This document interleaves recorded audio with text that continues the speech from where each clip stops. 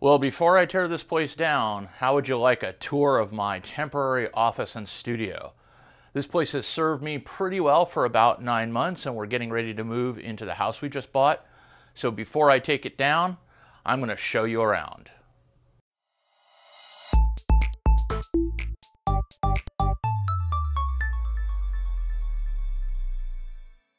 So I've been kind of putting this in context for the last couple months, but for those of you who aren't up to speed, we evacuated Florida during Hurricane Irma, wound up moving to Oregon, rented a temporary home while we house hunted, and now we've bought a house, renovations are almost done, and we're getting ready to move out of here to there. But this place had to be working and up and running because I needed a working studio. I needed to keep doing my job for the year in between. I do my webcasts where I do my interviews and discussion roundtables, and where I do most of my actual work. So I don't know how well you're going to be able to see over my shoulder, but this is essentially, this back here is the kitchen.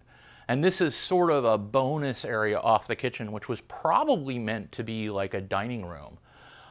It was the largest sort of area in the house that didn't have an attached bathroom. So we turned it into my office. And there have been some interesting ups and downs about working in the kitchen as a studio. Okay, time warp. So here I am, actually it's 3 months since I recorded what you've been watching, and I've been editing this piece and putting it together, and I realized that I buried the lead, and I really want to get across to you the most important concept that came out of this, which isn't necessarily here's where my gear was and here's how I made sure that the tripod didn't shift and things like that. The most important message I wanted to get out to you was the one that I found really hard to learn but was very, very valuable, which is that you can get stuff done no matter what your circumstances. I had a really nice little studio back in Florida before the hurricane hit, and I'm in this nice office now, and we're getting this set up here, and this will be very nice. But there was a period of time where I still had to do my job, and the only place to do it was in part of the kitchen. And yet it was doable, and it was something that was stressful, no doubt. But the lesson I learned is that we can rise to these challenges and get this stuff done. And the other lesson is that you don't need the fanciest, best, most amazing space to get a really professional piece of work output. I'm going to give you an example. I've got about a quick minute or so of some of the video that was produced in that space. So let's run that, and then I'll touch base with you for a second afterwards. Today we're talking to John Koala, president of Ultimaker North America, maker of one of the most respected 3D printers on the market. So hey John, welcome. Thank you for joining us. Yes, good afternoon, David. It's a pleasure to be here. So who runs the Edge Network? It's a good question. I mean, at the end of the day, it's who owns the last mile. Any innovation left in the smartphone market? But in my head, I'm thinking AR along kind of what Iron Man has got, Tony Stark has got. Yeah, not built into a smartphone. Yeah. An all-star team with us today from all across the world. I'm coming to you from Central Oregon. Moving east across the map, we'll take you to Jason Perlow. Hey, Jason, how are you? What's up, David? Moving across the pond, Adrian, you are in Wales, are you not? I am, yes. You're gonna have to help me out here, Oliver. Are we going west, or are we going east, or are we going north and east to get keep going east.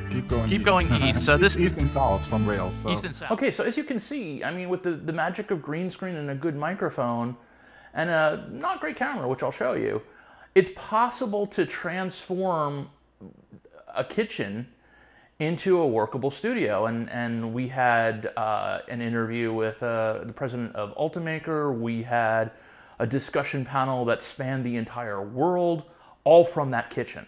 And with that, I'm going to continue my tour of what I did to set that space up and make it work. But the key lesson to take out of this, both for you and for me, is that we can do this.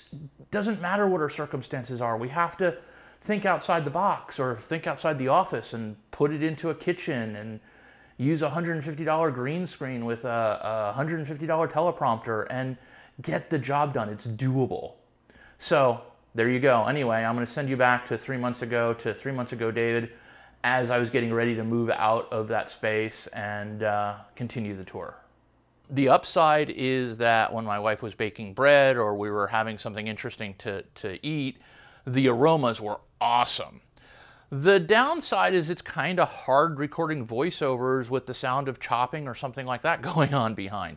So to be able to do this, we sometimes had to coordinate between when David was doing recording and when we were using it as a kitchen. And that kind of got into the house's workflow a little bit and kind of was a little challenging, but you know, you live with stuff when you're doing it for a year and you know you're moving on to do something more exciting or better or something like that. So we lived with it, and now we're getting ready to move out. So I guess I'll get started with the main core of my office, and then I'll show you the sort of pieces around it. This is essentially the primary work area, and what I wound up having to do is the desks that we thought we were going to be able to move, the ones I really liked, didn't make it.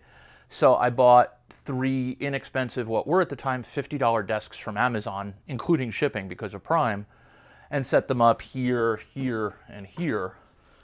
Now, rather than being mounted to like an Ergotron arm, which is what I've used previously, the monitor and the iMac are mounted to these video stands, and they can extend. This is about the highest they extend, and they go down and they roll on these casters, and they're really meant for studio work. And I used them previously in the actual studio I had to mount monitors on that were actual monitors. They were meant for monitoring the result of the video that was being used. Here, they're actually holding these things up, and that's because there's no way to really safely attach the Ergotron to these super cheap desks and not have the whole thing come tipping over. So the purpose of this had to be both as a workstation for my office as well as a filming area for the talking head interviews and the roundtables I do. So basically I set up 2 workstations that are interconnected. This area here, which consists of my older Mac Mini and an Apple monitor, which is not enough video real estate, to be honest. My desk, the direct attached Drobo, I've got a little scanner, a light I've always liked for a long time, the StarTech, which I use for just reading in drives if I need to, and then a variety of tools coming out this way. So I'll show you a couple of cool things I've got going on my desk.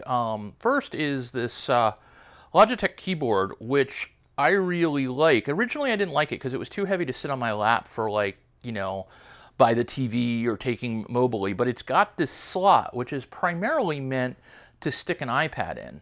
But what I found was really useful was sticking in my trackpad. As you can see, the trackpad is sitting there, and what's really nice about that is as I'm on the keyboard, I can just be typing on the keyboard, you know, and then just move my hand slightly and keep typing on my keyboard, and it's incredibly good for Final Cut editing. This is a Stream Deck, which I mostly use for some of the Final Cut keystrokes that I want to use for a lot of stuff, where it's nicer to make a quick keystroke and I like the icons. You can also see the SpaceMouse that I use. It's really nice for moving around in 3D design. That's a powered USB hub that I had reviewed in ZDNet.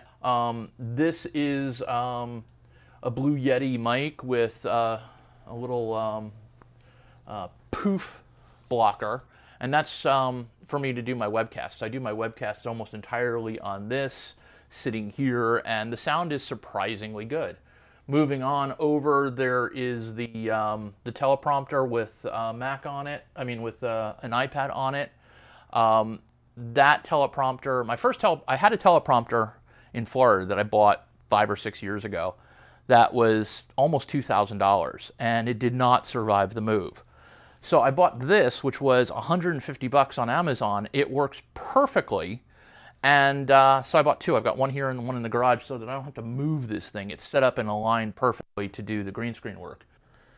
So this is a better back view of the teleprompter. It's got the black cloth to cover it, and the reason for that is to make sure that the reflections and stuff of the rest of the room don't get in the way of filming. But let's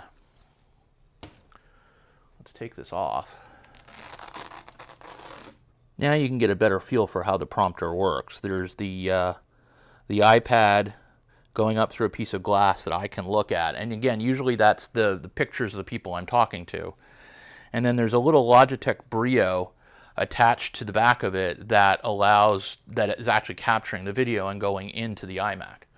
I'm not super thrilled with how the BRIO works. One, because the settings tend to change from time to time. And number two, because the focal distance isn't really as dial-inable as I would like, but it's a relatively inexpensive camera and I had it, so I'm using it. So one thing I want to point out is on the tripod that's holding this, I like tripods that have a little hooks in the bottom because as you can see, I've got a weight hanging from that hook. And what that's doing is that's making sure that that very light tripod is holding together and holding in place much better than it would have otherwise. Sitting in front of it is the MacBook I use, and I use that mostly for scripts. So I'll sit here, look at the scripts, and I'll look into the screen, into the teleprompter, not for written words. I use the teleprompter, so I'm looking at people's faces, so I'm looking into the camera when I'm talking, and that works really well for those sorts of interviews. And then